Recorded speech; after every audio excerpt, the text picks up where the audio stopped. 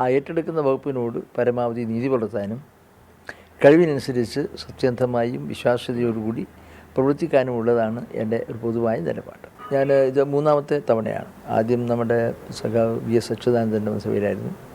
അത് കഴിഞ്ഞ് സഖാവ് പിണറായി വിജയൻ്റെ ഒന്നാം മന്ത്രിസഭയിൽ, ഇപ്പോൾ മൂന്നാമത്തെ തവണ പിണറായി വിജയൻ സർക്കാരിൽ ഭാഗമായി.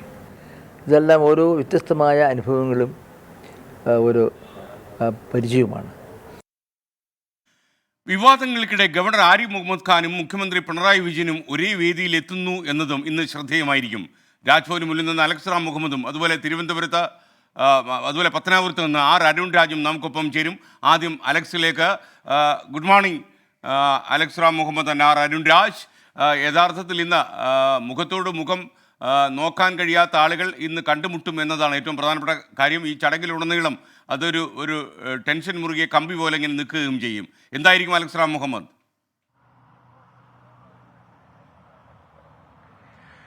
Good morning. തീർച്ചയായും അങ്ങ് പറഞ്ഞത് ശരിയാണ്. വിവിധ കാരണങ്ങളാൽ രാഷ്ട്രീയ കേരളത്തിൽ ഇന്ന് പ്രധാനപ്പെട്ട ദിവസമായിരിക്കും എന്നുള്ള കാര്യത്തിൽ തർക്കമില്ല. നേരത്തെ സൂചിപ്പിച്ചതുപോലെ കടന്നപ്പള്ളി രാമചന്ദ്രനും KB ഗണേഷ് കുമാറും ഇന്ന് മന്ത്രിമാരായി സത്യപ്രതിജ്ഞ ചെയ്യും. രണ്ടാം പിണറായി വിജയൻ സർക്കാരിന്റെ രണ്ടാം ടേമിലേക്ക് അവർ കൂടി മന്ത്രിപദത്തിലേക്ക് എത്തുന്നു എന്നുള്ളതാണ് പ്രധാനപ്പെട്ട കാര്യം. LDFന്റെ മുൻധാരണ അനുസരിച്ചാണ് നേരത്തെ ഗതാഗത വകുപ്പ് കൈകാര്യം ചെയ്തിരുന്ന ആന്റണി രാജുവും ഒപ്പം തുറമുഖ വകുപ്പ് കൈകാര്യം ചെയ്തിരുന്ന അഹമ്മദ് ദേവർകോവിലും രാജിവെച്ചത്. ഈ ഏക MLA-മാരുള്ള ഘടകകക്ഷികൾക്ക് മന്ത്രിസഭയിൽ പ്രാതിനിധ്യം നൽകണമെന്നൊരു ധാരണ LDF നേരത്തെ കൈക്കൊണ്ടിരുന്നു. അതിനോടനുബന്ധിച്ചാണ് ഇപ്പോൾ കേരള കോൺഗ്രസ് ബിയും അതുപോലെ കേരള കോൺഗ്രസ് എസ്. ഓക്കെ, പ്രിയപ്പെട്ട പ്രേക്ഷകരെ, KB ഗണേഷ് കുമാർ ഗതാഗത വകുപ്പിൻ്റെ മന്ത്രിയായി ഇന്ന് ചുമതലയേൽക്കും. യഥാർത്ഥത്തിൽ പത്തനാപുരം നിയോജക മണ്ഡലത്തിൽ തുടർച്ചയായി വിജയം കൈവരിക്കുന്ന ആളാണ് KB ഗണേഷ് കുമാർ. അരുൺ രാജ് കൊട്ടാരക്കരയിലെ വാളകം എന്ന് പറയുന്ന ആ സ്ഥലത്താണ് അദ്ദേഹത്തിൻ്റെ തറവാട്. വാളകത്ത് എനിക്ക് തോന്നുന്നത് ഈ തറവാട്ടിലാണ് ഒരുപാട് രാഷ്ട്രീയ മാറ്റങ്ങൾക്കൊക്കെ കേരളത്തിൽ വിഷയമായത്. വാളകം ഒരുപാട് വിമർശന വിധേയമായിട്ടുണ്ട്. അതുപോലെ തന്നെ ഒരുപാട് പേർ വാളകത്ത് ബാലകൃഷ്ണപിള്ള സാറിൻ്റെ കാലത്തൊക്കെ ഈ വീട്ടിലേക്ക് ചെല്ലുമായിരുന്നു. അതിൻ്റെ മുന്നിൽ നിന്നാണ്, വാളകത്തെ ബാലകൃഷ്ണപിള്ള സാറിൻ്റെ വീട്ടിൻ്റെ മുന്നിൽ നിന്നാണ് അരുൺ രാജ് നമുക്കൊപ്പം ചേരുന്നത്. Arun Raj, good morning. പറയൂ, വാളകത്ത് വീട്ടിൻ്റെ ഉള്ളിലൊക്കെ തന്നെ മുന്നിലൊക്കെ തന്നെ ആളുകൾ തടിച്ചു കൂടിയിട്ടുണ്ടോ? ഇന്നിപ്പോൾ KB ഗണേഷ് കുമാർ എവിടെയാണുള്ളത്?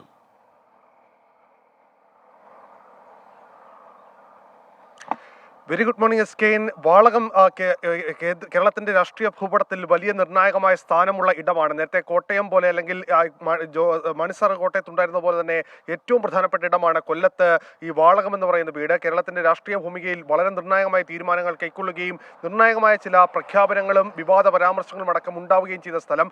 ആ വീട്ടിൽ നിന്ന് തന്നെയാണ് ഇന്ന് KB ഗണേഷ് കുമാർ ഇന്ന് മന്ത്രിസഭയിലേക്ക് മൂന്നാം ഊഴത്തിനായി എത്തുന്നത്. KB ഗണേഷ് കുമാർ രാവിലെ തന്നെ ഈ വീട്ടിലുണ്ട്. അദ്ദേഹം വീട്ടിൽ ചില ചടങ്ങുകളിലാണ്. പ്രധാനമായും അച്ഛൻ്റെയും അമ്മയുടെയും ഈ മരണാനന്തര കർമ്മങ്ങളുമായി ബന്ധപ്പെട്ട ചില ചടങ്ങുകൾ, ഈ ഓർമ്മ ദിനവുമായി ബന്ധപ്പെട്ട ചില ചടങ്ങുകൾ ഇന്ന് നടക്കുകയാണ്. ഈ ചടങ്ങുകൾക്ക് ശേഷമായിരിക്കും KB ഗണേഷ് കുമാർ തിരുവനന്തപുരത്തേക്ക് യാത്രയാവുക. ഇതിനുശേഷം മാധ്യമങ്ങളെ കാണാം എന്നുള്ളതാണ് അദ്ദേഹം അറിയിച്ചിട്ടുള്ളത്.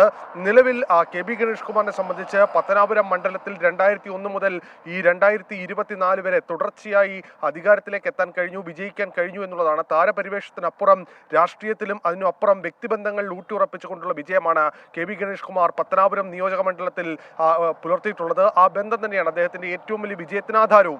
മറ്റൊന്ന്, KB ഗണേഷ് കുമാറിന്റെ ഈ ശൈലിയാണ്. അത് ഈ പഞ്ചാബ് മോഡൽ പ്രസംഗം, അത് ബാലകൃഷ്ണപിള്ള സാറിന്റെ പഞ്ചാബ് മോഡൽ പ്രസംഗം കേരള രാഷ്ട്രീയത്തിൽ വലിയ ശ്രദ്ധ പിടിച്ച സംഭവമാണ്. അതുപോലെ തന്നെ ആ ശൈലി ഏറെക്കുറെ പിൻപറ്റുന്ന ഒരാളാണ് KB ഗണേഷ് കുമാർ എന്ന കാര്യം നമുക്കറിയാം. കാരണം തനിക്ക് ഇഷ്ടമല്ലാത്ത കാര്യം, അതുപോലെ തന്നെ തനിക്ക് മുമ്പിൽ തെറ്റായി തോന്നുന്ന ഏത് കാര്യത്തോടും അത് മുന്നണി ഭേദമില്ലാതെ ഭരണഭേദമില്ലാതെ തുറന്നു പറഞ്ഞ ഒരു വ്യക്തിത്വമാണ് KB ഗണേഷ് കുമാറിൻ്റെത്. അത് നിരവധി പ്രശ്നങ്ങൾക്കടക്കം ഇടയാക്കുകയും പല ഘട്ടത്തിൽ ചെയ്തിട്ടുണ്ട്. പലപ്പോഴും ഈ സർക്കാരിൻ്റെ കാലത്ത് പോലും സർക്കാരിനെ പോലും പ്രതിസന്ധിയിലാക്കുന്ന ചില ശൈലികൾ അല്ലെങ്കിൽ അദ്ദേഹത്തിൻ്റെ ചില നിലപാടുകൾ രംഗത്ത് വരുന്ന സാഹചര്യമുണ്ട്. പക്ഷേ ഇനി അത്തരമൊരു കാര്യങ്ങൾ ഉണ്ടാകില്ല. കുറച്ചുകൂടി തൻ്റെ വാക്കുകളിൽ മിതത്വം ഉണ്ടാകും എന്നുള്ളതാണ് KB ഗണേഷ് കുമാർ നിലവിൽ വ്യക്തമാക്കിയിട്ടുള്ളത്. എന്തായാലും കൊല്ലത്ത് നിന്ന് മൂന്നാമത്തൊരു മന്ത്രി, മലയോര മേഖലയിൽ നിന്ന് മൂന്നാമത്തൊരു മന്ത്രിയാണ് ഈ മന്ത്രിസഭയിലേക്ക് എത്തുന്നത്. നേരത്തെ ചടയമംഗലത്ത് നിന്ന് J ചിഞ്ചുറാണി, കൊട്ടാരക്കരയിൽ നിന്ന് KN ബാലഗോപാൽ, അതിനോട് ചേർന്ന് കിടക്കുന്ന പത്തനാപുരം നിയോജക മണ്ഡലത്തിൽ നിന്ന് KB ഗണേഷ് കുമാർ കൂടി മന്ത്രിസഭയിലേക്ക് എത്തുമ്പോൾ കൊല്ലത്തിനെ സംബന്ധിച്ച് ഏറെ അഭിമാനിക്കാനും ഏറെ സന്തോഷിക്കാനും ഇട നൽകുന്നുണ്ട്. രാജ്, പാറൂസ് ഹെവനിൽ നിന്ന് ഒരു മെസ്സേജ് വന്നിട്ടുണ്ട് യൂട്യൂബിൽ. SKN അങ്കിൾ, ഞാൻ പാർവണയാണ്, 5ൽ പഠിക്കുന്ന ഞാൻ SKN ഒരു കത്ത് അയച്ചിട്ടുണ്ട്, അത് വായിച്ചിട്ട് ഒരു മറുപടി തരണം. തീർച്ചയായിട്ടും പാർവണ, ഞാൻ ആ കത്ത് കിട്ടട്ടെ, വായിച്ചിട്ട് മറുപടി പറയാം. അലക്സ് മുഹമ്മദ് വീണ്ടും നമുക്കൊപ്പം ചേരുകയാണ്. അലക്സ് മുഹമ്മദ്, രാജ്ഭവനിൽ ഒരുക്കങ്ങളൊക്കെ തുടങ്ങിക്കാണുന്നു വൈകുന്നേരത്തെ സത്യപ്രതിജ്ഞയ്ക്ക്. അതേസമയം പരസ്പരം ലോകിയമടിച്ച് നടന്ന ആൾക്കാർ പിരിയുമ്പോഴുണ്ടാകുന്ന മാനസിക പ്രശ്നത്തിലായിരിക്കും ഗവർണറും മുഖ്യമന്ത്രിയും ഇന്ന്. എന്നാൽ ഇവരൊക്കെ രാഷ്ട്രീയ പ്രവർത്തകരായതുകൊണ്ട് തന്നെ ഇവർക്കിതൊക്കെ ഈ പ്രതിസന്ധിയും കടന്നു പോകാൻ പറ്റും. പറയൂ. SKN അത് തന്നെയാണ് നേരത്തെ പറഞ്ഞു നിർത്തിയത്, അങ്ങനെ തന്നെയാണ്. ഇപ്പോൾ അരുൺരാജ് പറഞ്ഞതുപോലെ മന്ത്രി KB ഗണേഷ് കുമാർ റെഡിയാണെന്ന് പറയുന്നു. മന്ത്രി കടന്നപ്പള്ളി രാമചന്ദ്രൻ ഇന്നലെ തന്നെ റെഡിയാണെന്നുള്ളതാണ് അദ്ദേഹം നമ്മളോട് സംസാരിച്ചത്.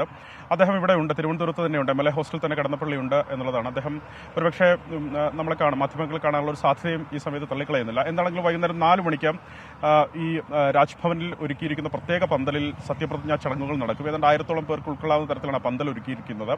നേരത്തെ നമ്മൾ സൂചിപ്പിച്ചതുപോലെ രാഷ്ട്രീയ കേരളത്തിലെ പ്രധാനപ്പെട്ട കൗതുകമാകുന്ന ഒരു കാഴ്ച അവിടെ ഉണ്ടാകുന്നത്, കഴിഞ്ഞ ദിവസങ്ങളിലൊക്കെയായി പോരടിക്കുന്ന സംസ്ഥാന സർക്കാരിന്റെ പ്രതിനിധികൾ, അത് മുഖ്യമന്ത്രിയാകട്ടെ മന്ത്രിമാരാകട്ടെ, അവരും ഗവർണറും നേർക്കുനിർത്തുന്നു എന്നുള്ളതാണ് ഏറ്റവും പ്രധാനപ്പെട്ട കാര്യം. ഇന്ന് ഈ കടന്നപ്പള്ളി രാമചന്ദ്രനും KB ഗണേഷ് കുമാറും സത്യവാചകം ചൊല്ലിക്കൊടുക്കുന്നതും ഗവർണർ ആരിഫ് മുഹമ്മദ് ഖാനാണ്.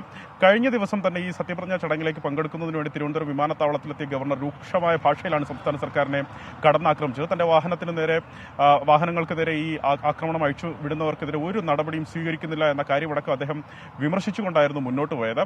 എന്താകും ഈ സത്യപ്രതിജ്ഞാ ചടങ്ങിന്റെ ഒക്കെ പശ്ചാത്തലത്തിൽ ഒരുപക്ഷെ ഒരു മഞ്ഞുരുകലിന്റെ സാധ്യത നേരത്തെ പ്രതീക്ഷിക്കപ്പെട്ടിരുന്നു. അതിനാൽ SFIയുടെ അടക്കമുള്ള ഈ കരിങ്കൊടി പ്രതിഷേധങ്ങൾക്കും അറുതി ഉണ്ടാകുമെന്ന് പ്രതീക്ഷിക്കപ്പെട്ടിരുന്നു. പക്ഷേ അങ്ങനെയൊന്നും ഉണ്ടായില്ല. SFIയുടെ പ്രതിഷേധം ഇന്നലെയും തുടർന്നു, അത് തുടരും എന്ന് തന്നെയാണ് SFIയും വ്യക്തമാക്കുന്നത്. മഞ്ഞുരുകളുടെ ഒരു സാധ്യതയും കാണുന്നില്ല. അങ്ങനെയെങ്കിൽ പരസ്പരം ഇവർ എങ്ങനെ മുഖത്തോട് മുഖം നോക്കും എന്നുള്ളതാണ് രാഷ്ട്രീയ കേരളം ഉറ്റുനോക്കുന്ന കാര്യം. എന്താണെങ്കിലും അത് സംബന്ധിച്ച ചോദ്യങ്ങളോട് ഗവർണർ പ്രതികരിക്കാൻ തയ്യാറായില്ല എന്നുള്ളതാണ്. ഈ മന്ത്രിമാരുടെ സത്യപ്രതിജ്ഞ സംബന്ധിച്ച് ഗവർണറോട് ചോദിച്ചപ്പോൾ അദ്ദേഹം രൂക്ഷമായ ഭാഷയിലാണ് അദ്ദേഹം പ്രതികരിച്ചത്.